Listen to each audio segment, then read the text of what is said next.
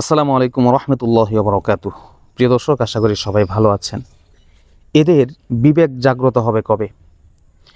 কিতাব সামনে নিয়ে যেই কিতাবগুলো পড়ে বড় আলেম হচ্ছে, বড় আলেম কিছুদিন পরে নিজেকে দাবি করবে, সেই কিতাবগুলো সামনে রেখে, তাফসির সামনে রেখে তারা গানের সাথে টিকটক করছে বা গানের সাথে ভিডিও করছে।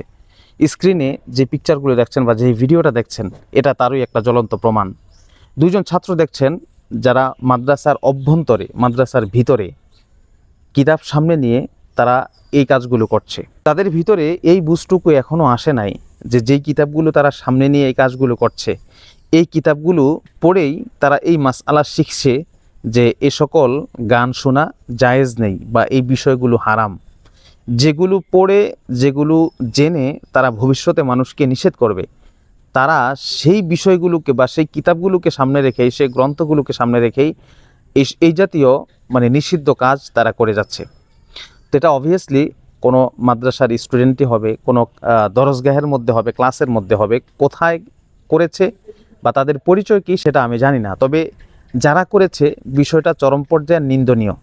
কারণ এদেরকে দেখলে, এমনিতেই তো মাদ্রাসার মধ্যে মোবাইল ব্যবহার নিষেধ, কিন্তু এদেরকে দেখলে এক তো মাদ্রাসার ছাত্র যারা আছে তাদেরও বদনাম হবে, এবং মাদ্রাসার আলেম যারা আছেন, ওস্তাদ যারা আছেন, তাদেরও বদনাম হবে।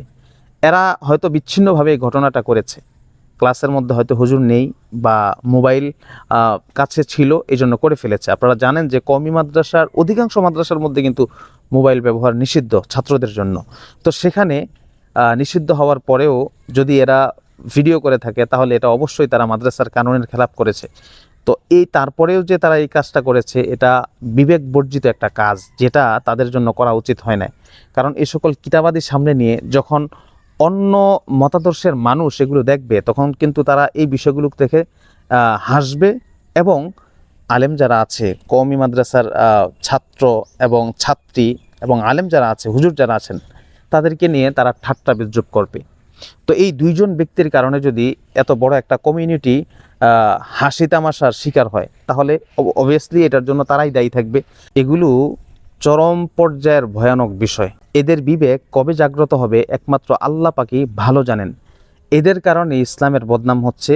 এরা আদতে দেখা যাচ্ছে যে ইসলামের ধারক বাহক, ইসলামের প্রচারক বা ইসলামকে বহন করে, অথচ তাদের কর্মকাণ্ডের মাধ্যমে ইসলামের বদনাম হচ্ছে, মুসলমানদের বদনাম হচ্ছে, এবং আলেম যারা আছে, যারা ইসলামকে প্রচার করে, তাদেরও বদনাম হচ্ছে।